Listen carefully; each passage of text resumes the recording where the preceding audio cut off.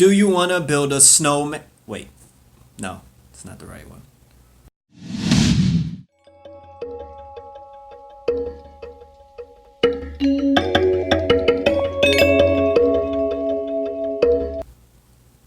Hello and welcome to Just My Thoughts. I'm your host Khaleel Ward, and on this episode, I'll be talking about Frozen 2, the sequel, 6 years later. And I must say, Frozen grew on me. After watching it weeks in a row and all the songs, it grew on me, and I came to enjoy the movie. I was not excited about Frozen 2, but I went in there with an open mind.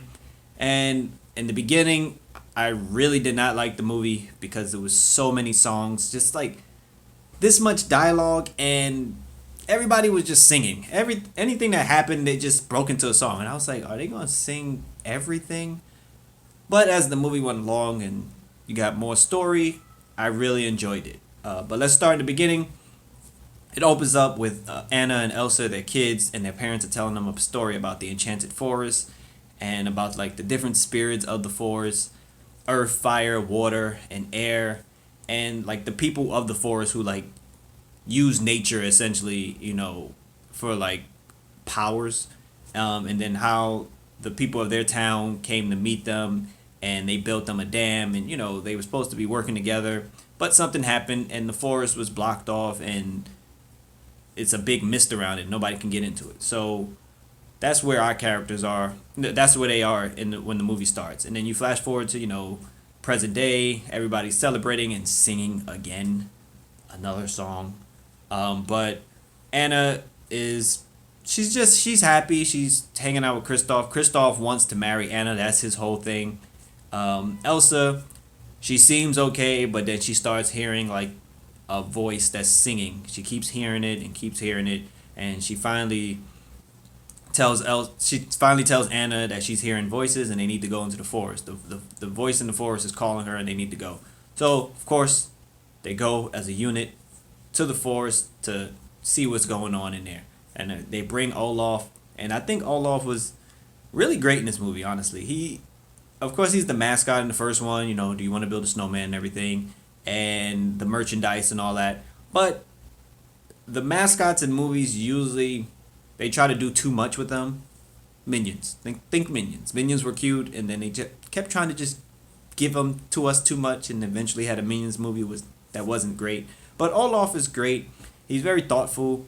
It's not overdone, and it's cool because he mentions that he's growing up. He mentions that he's getting smarter. He can read now. He says little subtle things like that. And you can see it, his growth, and the way he talks to both Anna and Elsa, and even Kristoff. So I really enjoyed Olaf in this movie. But moving on, get into the forest. A lot of things are happening, and everybody that was trapped in the forest like 30-something years ago, they're still there. And of course they run into Anna, and she is the princess, Elsa's the queen, and they trying to tell him what's going on, and it was cool. The main villain, I would say the villain is like history.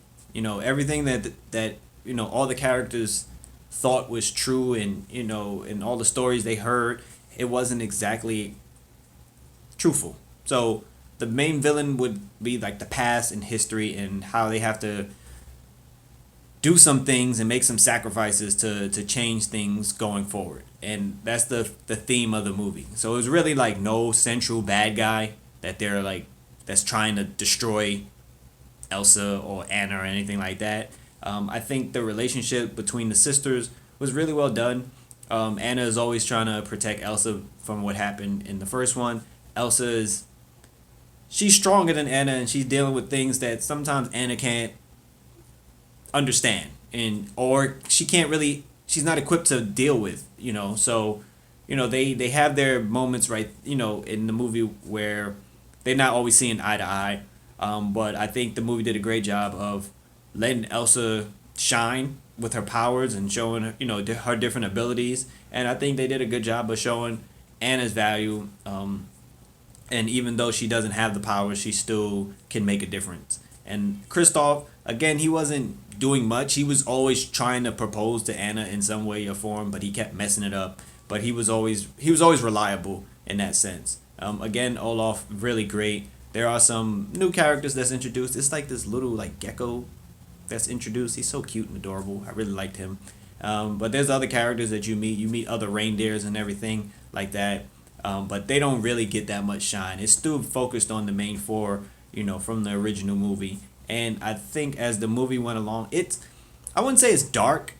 There are some adult moments, like most Pixar movies. There's like adult moments, and I think the kids will follow it and understand it. Again, it's 6 years later. The kids are older, and they can understand the themes are more adult. Like there is some tragedy. I would say it's not a big tragedy, but there's some tragedy that goes on. But it's nothing that Pixar hasn't done before.